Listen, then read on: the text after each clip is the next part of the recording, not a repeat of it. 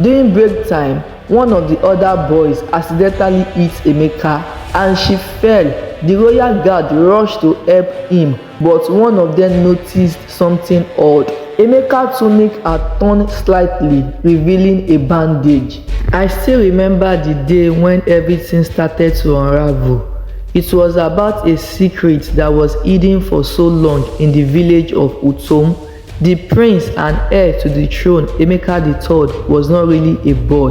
No one knew this except Queen Ijeoma and the old midwife she sent away with so many gold to keep her quiet. All began with love, a promise and a lie. Queen Ijeoma was the childhood love of King Emeka II. Emeka I died and King Emeka II had to take the throne. Queen Ijeoma was still studying abroad and he was made to marry Queen Ijeoma in order to become the king. Queen Ijeoma returned 4 years later, but Queen Ijeoma already had 2 sons. Still, King Emeka married Ijeoma and promised her that if she gave birth to his son, the child would become the heir to the throne and not Ijeoma's son. But when Queen Ijeoma gave birth, it was a girl. Desperate to fulfill the king's promise, she lied and said it was a boy. She named her child Emeka III and dressed her like a prince. No servant was allowed to come near her and no one could know the truth. Years went by and the secret stayed hidden until it was time for Emeka III to go to school. It was the first day of school. The servants were busy preparing Emeka's grand entrance when the queen, as always, made sure no one came too close to her. Emeka had been dressed in the finest royal attire, standing tall and proud, just like a prince should. But something strange happened that day. During break time, one of the other boys accidentally hit Emeka and she fell. The royal guard rushed to help him, but one of them noticed something odd. Emeka's tunic had torn slightly, revealing a bandage wrapped tightly around her chest. "Your Highness, are you hurt?" the guard asked, his eyes widened at what he saw. Emeka quickly stood up, straightened her clothes and glared at the guard. "No, I am fine. Don't come any closer." That night, Queen Ijeoma knew they had come close to being exposed. She scolded Emeka, reminding her of the importance of the lie. "You must always be careful, my child," she said, "for your future and for mine." Years passed, but Emeka started to notice changes in her body that she could no longer ignore. She was 13 when it all happened. Confused and terrified, Emeka ran to her mother. "Mother, what is happening to me?" she cried. "Why am I bleeding?" Queen Ijeoma's face turned pale. She knew the day would come, but she wasn't ready for it. She took Emeka by the hand and sat her down. "My child, you are special," she said, "and this is a part of who you truly are. But you must never tell anyone about this. The future of our family depends on it." Emeka was too young to understand. All she knew was that her life wasn't normal. She was tired of the lie, tired of pretending to be someone she wasn't, but her mother always found a way to keep her going. "You will be the king one day," she would say. "Just keep up with the art a little longer." By the time Emeka had turned 18, the weight of the lie had become unbearable. She had grown into a young woman, though no one knew it, but something even stranger had happened. She had fallen in love, the object of her affection, Prince Chidi from the neighboring village. Whenever they attended ceremonies together, Emeka would steal glances at him, her heart racing, but Chidi found it strange. After all, as far as he knew, Emeka was a prince and not a princess. One evening, during a celebration at Prince Chidi's village, Emeka made a bold move. After the festivities, Chidi invited Emeka and her brothers to stay the night in his chambers. They drank and laughed until the moon hung in the sky. At some point, Chidi had servants to bring maidens to their room, but before they arrived, Emeka quickly chased them away, wanting to be alone with Chidi. The night was cold, dark, and as Chidi laid on his bed, the effect of the wine dulled his senses. He remembered feeling a soft touch, catching a glimpse of a beautiful woman. But by the time he woke up in the morning, the memory was faint. All he knew was that Emeka had left before dawn. 2 months later, Emeka III found herself growing sick. She was throwing up and her belly had begun to swell. It was then she realized the impossible had happened. She was with a child. How could she explain this to anyone?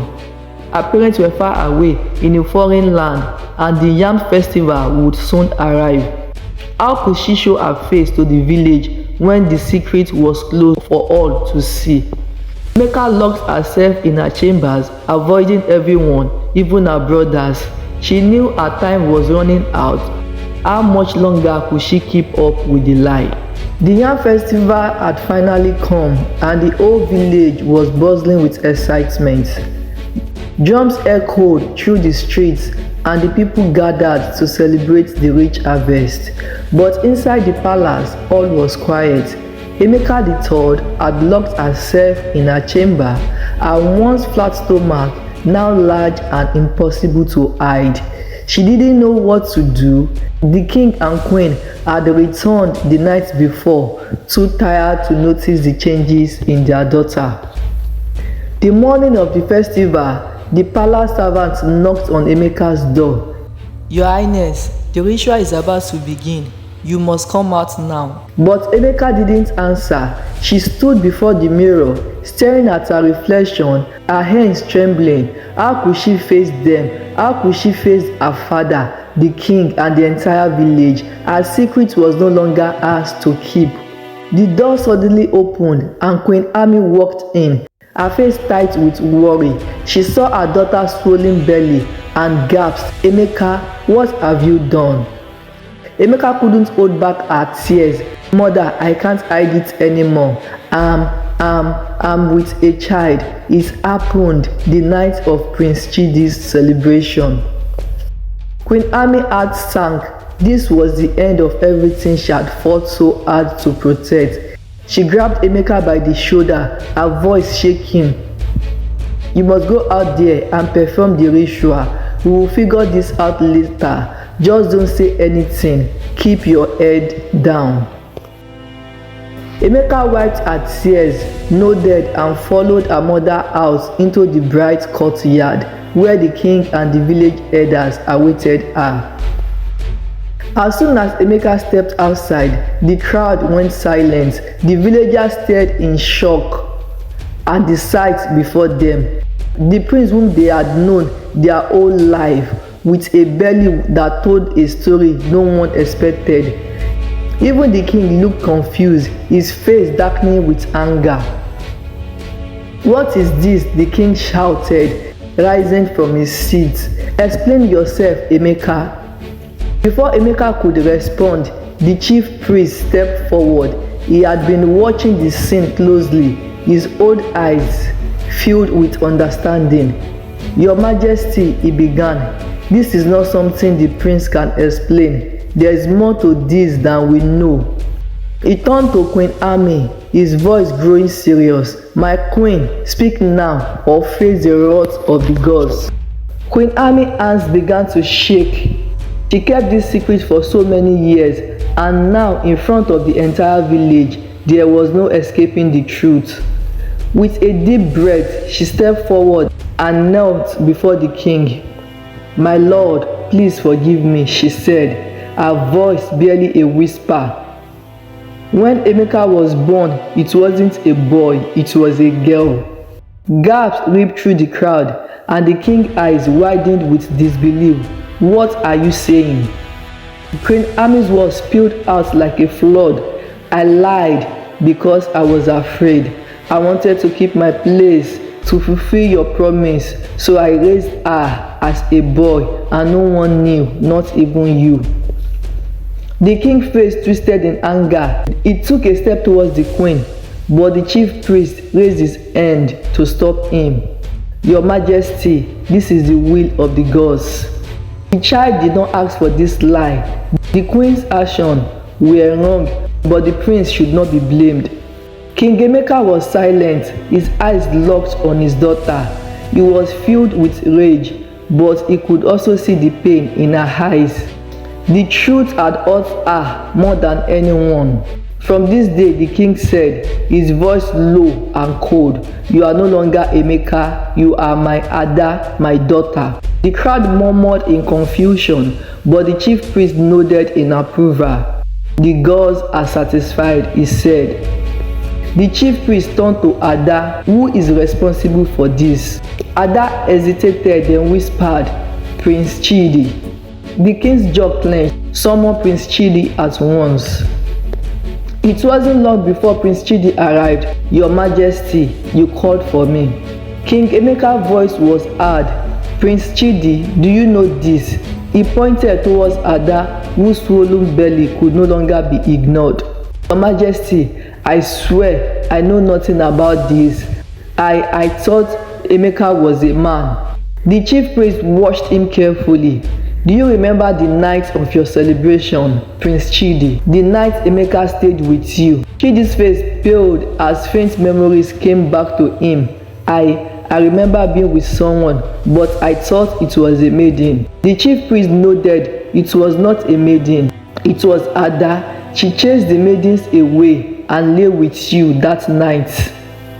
Chidi was speechless. He hardly believed what he was hearing. Slowly he began to piece the truth together. The king stood, his face filled with disgust. "Prince Chidi, you have brought this to my family, whether knowingly or not. But my daughter is carrying your child, and you must take responsibility." Chidi looked at Ada, then back at the king. Though the truth was difficult to accept, he knew what he had to do. "I will make her my wife." The chief priest nodded in approval. "It is settled, the gods have spoken." And so the lie that had started with Queen Ijeoma's desperate decision finally came to an end.